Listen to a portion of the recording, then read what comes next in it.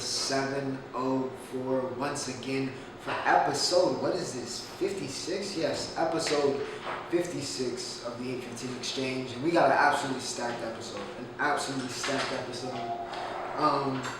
Yeah, so a lot to talk about, a lot happened in combat sports. We had a lot to happen in baseball, soccer. It was a busy week in soccer, and of course, ladies and gentlemen, even though it's not a major topic this week, college football is in fact back. We are back, and we'll talk about that in the roundup, and of course, preview was a big week one. So, without further ado, ladies and gentlemen, as always, timestamps and my social medias are in the description. So, if you're looking to follow me on Twitter or TikTok or whatever it is, or you're trying to follow me, or not follow me, but you're looking for a particular topic, you really want to see that soccer, you really want to see that entertainment segment we got this week, feel free, skip ahead. I get it, long form content. I know last week's episode was a 29-minute one. I do not expect this one to be that short. But nonetheless, hope you guys enjoy. And as always, remember to like, share, and subscribe. Helps the channel grow. There's been a lot of channel growth lately. I was a little quiet last week because, once again, first week back at uni. There was a lot going on. But yeah, school aside, extracurriculars aside, women aside, I'm back. I paid for my sins, if you know what I mean, on Sunday. So I feel like a new man today. It's going to be a good week. And hopefully we started off strong here on episode 56. But without further ado, ladies and gentlemen, let's not waste any more time. Combat sports. We're getting straight to it. And we're not even going to start at the undercard. You know, sometimes I start at the undercard and then I build to the main event. We're starting off with the big news this week in combat sports. The big event, which of course was Jake Paul versus Tyron. The chosen, or really should we say the frozen one, Woodley. And I feel like I just need to get this off my chest. I tweeted this out here. I'll probably pop it up right there. This was not, and I said this last week as well, right? And I said it the week before. Stop when the person you want to win does not win or does not perform the way you want them to. Stop immediately going, this is rigged. This has got to be rigged. I know it's hard to believe, and I'm by no means a Jake Paul fan or a Jake Pauler or anything, even though I have to say I respect him for, the effort he's put in, and for the fact off of, me also subscribing to the villain philosophy of, for whatever reason, every little thing he does, even when it's not something major or antagonistic, the world y'all just get so angry. He just has this control over y'all. It's amazing to watch. It's very entertaining to see y'all get pissed off at every little thing he does. But nonetheless, I wouldn't say I'm a Jake fan, with all due respect. He's cool. I got nothing wrong with him. I appreciate what he's doing for the sport, right? I appreciate the work he's putting in. He's very entertaining. He's a fantastic marketer, right? And I know that because he's a villain, quote unquote, that this is hard for some of y'all. But he outboxed Tyron Woodley. I know that's hard. Clarissa Shields, I love you. G-Woke. Tyron Woodley didn't win that fight. I don't even know how he got a scorecard. That should have been a unanimous decision. Now, Woodley had that great, fourth round where he had Jake rocked on the ropes, right? And there was multiple times throughout this fight where if Tyron Woodley, once again, like we've been waiting for him to do since 2018 for 3 years, for him to finally unload that right hand, for him to finally let those hands go.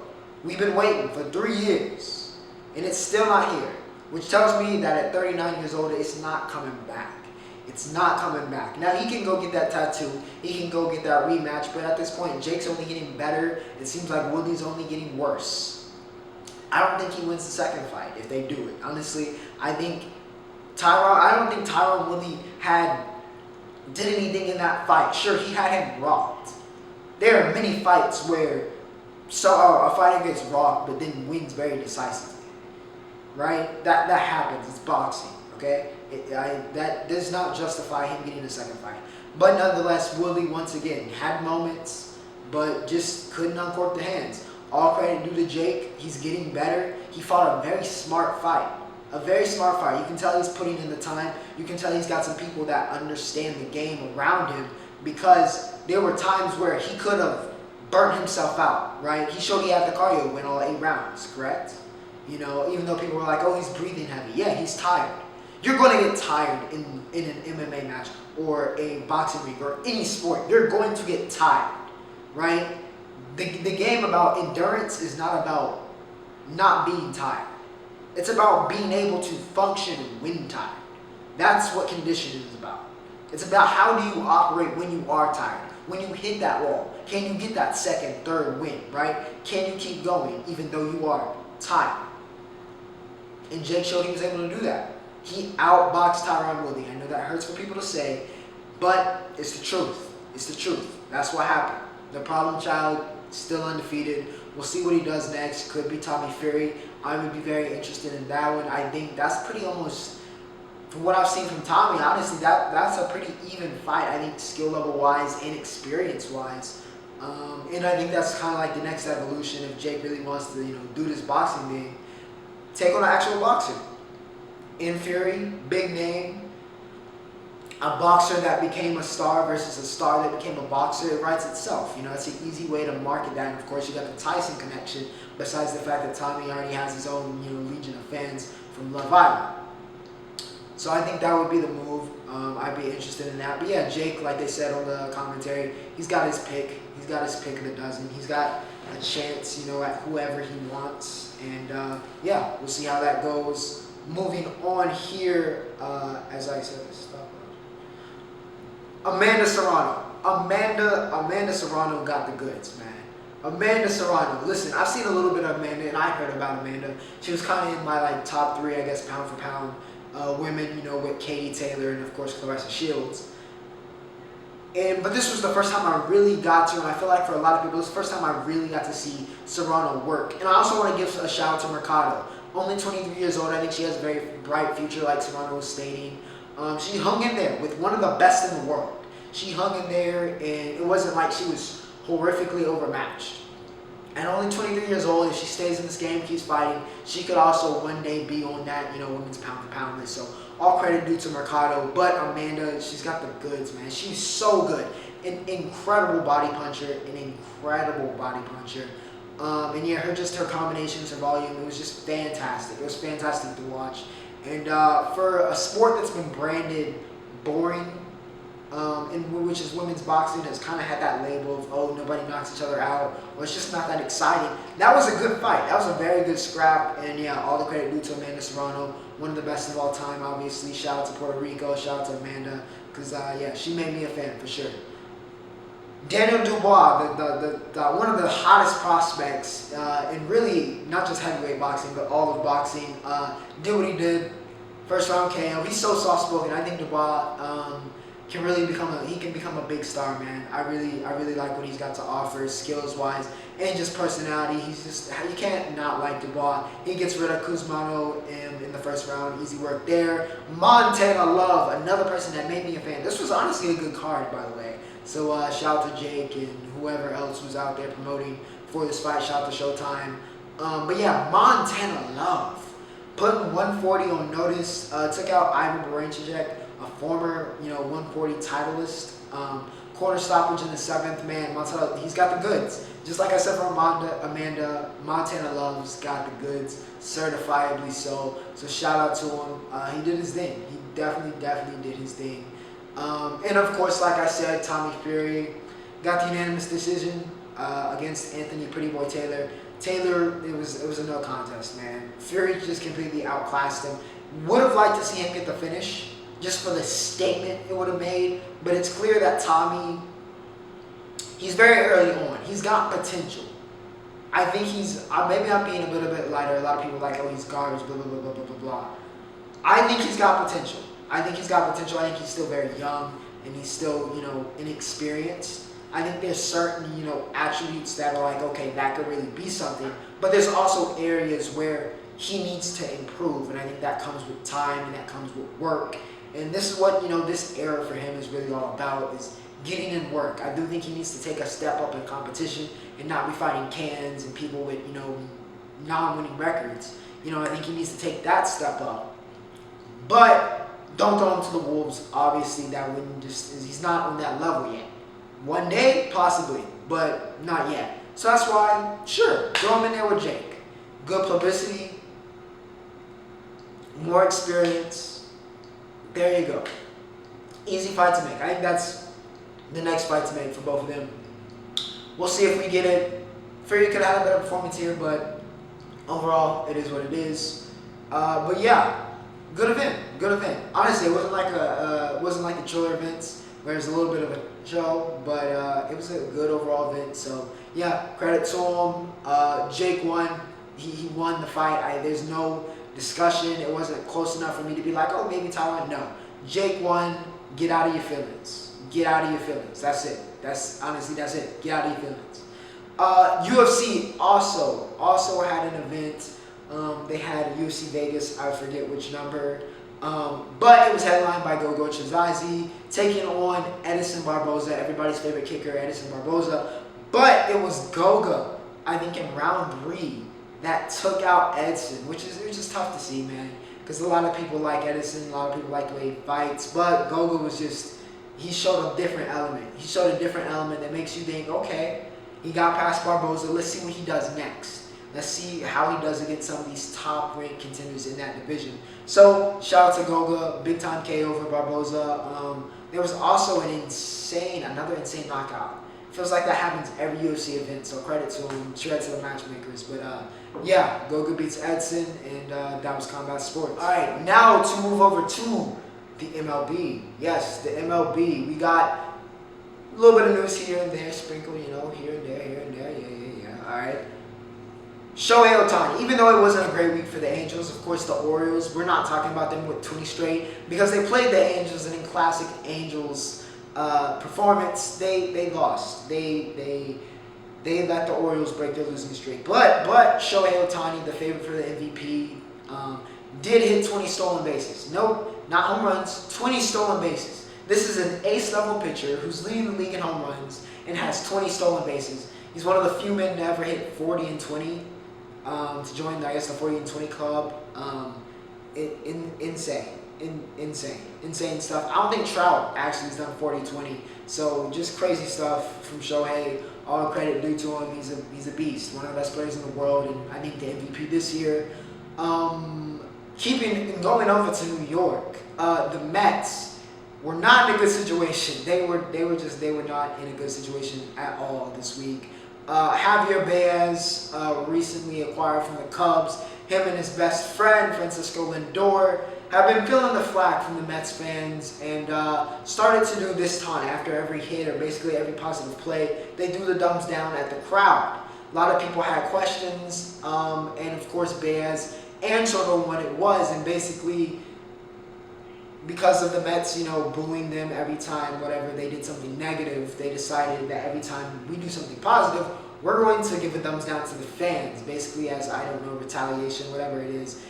It's a mess. Sandy, the GM for the Mets, came out, basically was like, this is no-go, we will not stand for this treatment of the fans. It's just a mess. It's a mess. This Mets team is just all over the place, which is classic Mets. Classic Mets chaos. They don't know what they are. They can't figure it out. They're all over the place. That's the Mets for you. That's the Mets. But you know what? The best team in New York is the New York Yankees, and you should know this. I shouldn't even have to talk about the Mets for you to know that we're the best team in New York. But the Yankees on absolute fire. We had, I think, a 12, 13-game win streak before it got broken yesterday, thanks to Chad Green's awful 8th inning performance. But overall, it's been a fantastic time. After I was like the Yankees, how many segments for the MLB this year have I been like the Yankees are down bad? But now we are up good.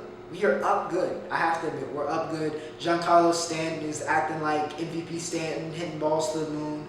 Aaron Judge is doing Aaron Judge stuff, completely justifying why I bought his jersey.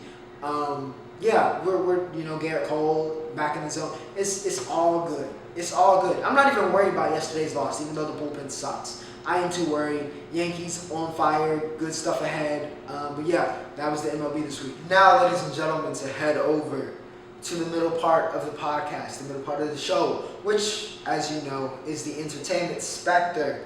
What if Avengers? What if the Avengers basically all died and got sniped? Again, spoiler alert for all these TV shows. But yeah, that was the what if this week, right? I didn't rate it as highly as the T'Challa episode, but it was still a very interesting episode, which I think is going to be the absolute bare minimum, is at the very least, even if I don't enjoy them as much as other ones, I think these are all going to be interesting because it's like different scenarios how they played out. But basically this was, what if Nick Fury hired Hope Van Dyne before he went after the Avengers and then she got killed and then Hank Pym went crazy. And if I'm being honest, Hank Pym is a very dangerous man. He is a he's a very dangerous man in the comics, even though he's a hero. But evil Hank Pym is absolutely terrifying, and he was terrifying in this episode. It was insanity. It was insanity. He was just picking apart the Avengers, and I had no idea it was Hank. Some people may have picked up on it, but until that, it was a nice reveal at the end that completely made sense. But yeah, it's a terrifying thought to think, what if Ant-Man, or in this case, I think he was basically Wasp. What if he went, evil? What if he became an assassin? And it was terrifying. He blew up the Hulk, killed Tony with the, syringe. Took out Black Widow. I mean, he took out everybody. He took out Thor. Absolutely insane. Captain Marvel showed up at the end. Interesting to see what the next step is and what happens there. But overall, still a good episode. Even though I don't rate it as highly, still a very good, interesting episode. Hank Pym, very, very dangerous man. Titans episode 5. After episode 4 was a little bit of a letdown for me, episode 5 was fantastic. Now, I can appreciate in an ensemble-styled show where you have a bunch of, cast members or a bunch of people on a team to highlight one particular one for an episode. I can respect that, and I think that's what this season of Titans needed. We needed some explanation about what happened with Jason Todd. And I have to give a big, big shout out to Curran Walters. That boy is going to be a star. Curran, if you ever see this, bro, you're going to be a star. You're going to be you're already a star, but his acting in this episode was fantastic. Also, shout out to England, who I think did his best work as Bruce Wayne in this episode. It was so interesting to see the dynamic between Bruce and Jason in this episode. It was so good. And just kind of seeing his descent and his fall into an addiction, and I think that kind of also told a little bit of a story for people that have dealt with addiction, seeing something similar, seeing how Jason went down that wrong path, and how he ended up where he is right now in the current timeline. Also, I don't know who the actor is for Jonathan Crane / the Scarecrow, but again, he's been one of my highlights. Honestly, one of my favorite parts of the entire show. The Scarecrow has been fantastic. And yeah, this was a really, really good episode. Of course, I was already bought in with Curran as Red Hood, as Jason Todd. He's fantastic. I really love almost all of the casting. Even though I was a little bit on England, I think England would be a great, Batman Beyond Bruce Wayne. You know what I mean? Like a veteran Bruce Wayne who's been there. He's done everything. He's near retirement or retired. I think that's where England would have been best. I think we could have gone a little younger. But once again, he had a great performance here as Bruce. And yeah, just a great episode. If you haven't watched it, highly recommended. Red Hood.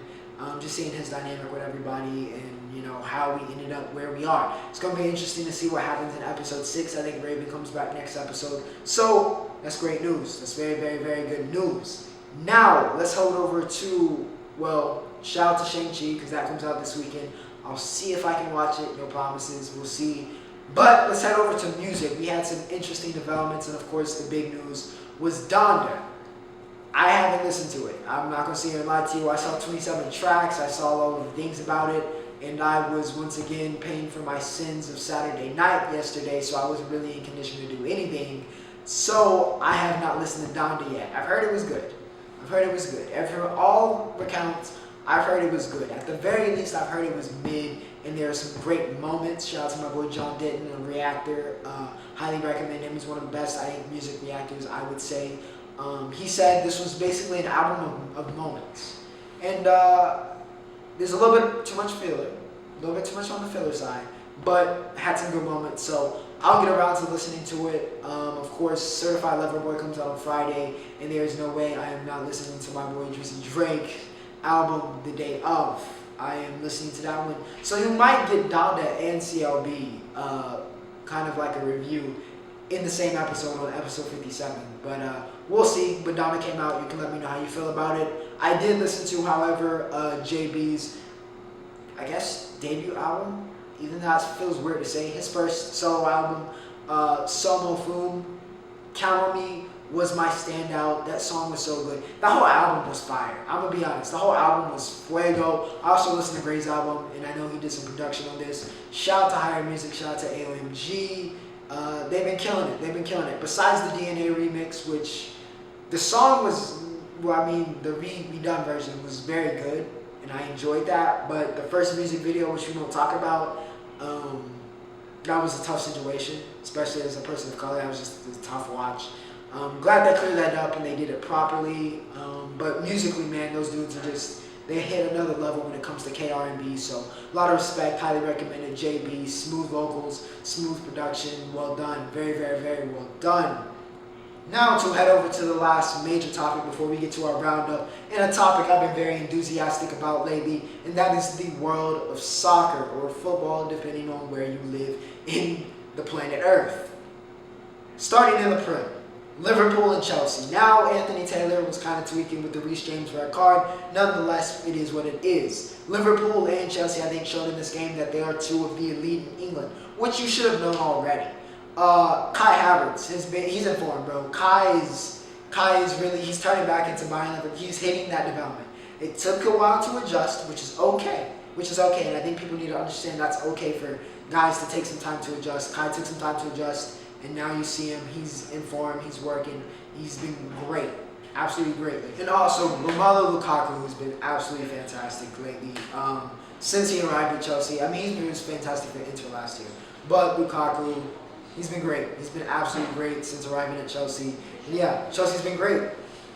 Nothing else to say there. They've been great. You know who hasn't been great? Arsenal has been absolutely horrific. Absolutely horrific. For a team of their prestige, for a team of their caliber, for even some of the talent, even though this is not the most talented Arsenal team, of course, this is terrible. They are, and this is no exaggeration, literally last on the table right now. And I know it's been 3 games, but you lost to Brentford, you lost to Man City, and you lost to Chelsea. And you're not losing by a lot. You got beat 5-0 to Man City. Arsenal is, I don't know how, it's not good. It's just not good for them right now. Mikel Arteta, I don't know how a seat could get even hotter than what his is right now. It's not looking good. It's not looking good for Arsenal. CR7 is home. Ronaldo has returned to Manchester United in a very quick transfer saga. For, a lot of talk about, transfer sagas being drawn out in this big, chaotic thing, like the one allegedly with Mbappe, even though I'm pretty sure he's staying at PSG, and we'll talk about them right after this. Ronaldo's was very quickly resolved. Of course, we had the initial thing like, PSG, and then Man City, and it looked like Man City was going to sign him. But then Manchester United looked at that and said, absolutely not. You're not taking our golden boy, CR7, back to Manchester United. That Man U team gets even better. The elite of the elite in England are some of the best teams in the world, which is how it usually is, but especially now with Man City, Chelsea, the reigning Champions League winners, Liverpool, and the quality of this Manchester United team, who have now won their last 28 games, they're unbeaten in their last 28 games on the road, which is a Premier League record, obviously, and just absolutely mind-boggling to even think about. Adding CR7 to that, one of the best players in the world, one of the best players of all time, is an incredible situation, honestly, for Manchester United. It's a great time to be a Red Devil fan. A great time. Mason Greenwood as well, he scored in this past game, he's starboard. He's a starboard for a reason. One of the top young players in the world. Yeah, Greenwood, magic. He's been phenomenal to start the season. We'll see how that goes. Going over, like I said, to PSG, Mbappe has been scorching hot to start the season. I think 3 goals, 2 assists in 3 games in Liga 1. He had a brace here against Stade Reims. Messi also made his debut. So with Mbappe looking like he's going to stay, with the transfer deadline day is today or tomorrow. It might be tomorrow. I think it's tomorrow. But we'll see if he goes. I think he's staying. I really want to see Neymar, Mbappe, Messi. We need the people need it. The people need to see that front 3 because it could be one of the best of all time. And the way Mbappe is playing is just absolutely outrageous. Also, Hakimi. Another Inter. I feel so bad because all of your players have left and they're just basically superstars. But Hakimi has been an element in that defense and even offensively that PSG was missing and had been missing in the past couple of years. With all of the talent, with all the money spent, they needed a guy like Hakimi, and he's been phenomenal to start the season, looking like one of the best fullbacks in the world. Some would even call him the best fullback in the world. Everywhere he's gone, besides Real Madrid, and that's probably because he didn't get too many opportunities, Dortmund, he fit right in. Inter, fit right in, and here in PSG, here in Paris, has fit right. And to finish off this soccer segment, quickly talking about two young players who recently made changes, gone elsewhere. Tammy Abraham for Roma. Listen, he was a little bit behind on the depth chart at Chelsea, and they went and got Lukaku, but Tammy was always good at getting goals, and it's translated directly under Jose Mourinho and Roma. It's looking like that's going to be a great fit. He played a phenomenal game yesterday for Roma, so he's definitely one to look out for the rest of the season. Also, Sandro Tonali, one of the best young players, one of the best young midfielders in the world. Going to be a big stud for Italy. Had a nice free kick from Milan. He's with AC Milan now, so we'll be seeing how Tonali, hopefully he can stay healthy. He cut the emo haircut, so we'll see how it goes for Tonali and Abraham, but they're doing big things in Serie A. But ladies and gentlemen, that is soccer. Now, with that said, ladies and gentlemen, that means we have reached the roundup. And, of course, with college football being back, that also means the NFL season nears very soon. In fact, my fantasy draft is on Wednesday. But in some down news, before I get to the positive stuff about the rookies, J.K. Dobbins, Baltimore Ravens running back, former Ohio State starlet, was supposed to be the future back actually for the Ravens this year. Torn left ACL, out for the season. Devastating news for J.K. Hate that for him. For all accounts, as far as I know, he's a great dude. He's a great player. Was very excited to see what he was going to be able to do this year. But the Gus Bus rages on, and we'll see with the Ravens, who have had a harsh preseason. We'll see what goes on there and how they deal with that. Talking about the rookies, I'll also stay on the negative. Before I get to the positive in Trevor Lawrence, Jamar Chase got the yips. Jamar Chase has the yips. And as a former receiver, it's not a talent thing, because I've seen him do ungodly things to the best defensive backs the college football world had to offer. It's simply a mental thing right now with Chase, and he just needs to get past that mental block. And I think you'll see him revert back to his, old usual self. But right now, he's just got a mental block. Too many. I think his 4 drops in like 2 games, 4 or 5 drops. It's just not. It's not been good for Chase. Immediately got taken out. His confidence is shot. It's shot right now, and that's he took the year off from LSU. Didn't play at all last season, so it's clear that's going to be an adjustment period. I don't think it's time to be like, oh, he's this monumental bust yet. But, Chase got the yips right now. Needs to work past that. Trevor Lawrence played his best game of the preseason. I know we've talked about all the other preseason quarterbacks the past couple weeks, but I'll give some shine to the number 1 pick. Trev played a great game against my Cowboys. He killed us. I think 12 for 13, 134 yards passing, 2 touchdowns. He was throwing dimes all over the field. Looked like the number 1 overall pick. Now, that offensive line probably not going to hold up in the regular season, and hopefully he doesn't take too much punishment. Even though Trev is proven that he's a savage, he's not just the long hair and the glitz and the glamour and the number 1 overall pick. He will put his body on the line, but he doesn't need to put it too much on the line. You are supposed to be the future of this team and the franchise. But great performance for Trev in yesterday's preseason game. Now, heading over to high school football. Number 1 team in the nation, modern day. I had some doubts about that. All doubts are gone. They took on, I think, currently the number 1 ranked team in Texas. Well, not anymore. Ducanvillie, a powerhouse, a noted powerhouse in the Dallas area of the great state of Texas. They beat the brakes off of Ducanvillie. Beat the brakes off of Ducanvillie. 45-3. Damani Jackson, USC fight on. Number 2 quarterback in the nation.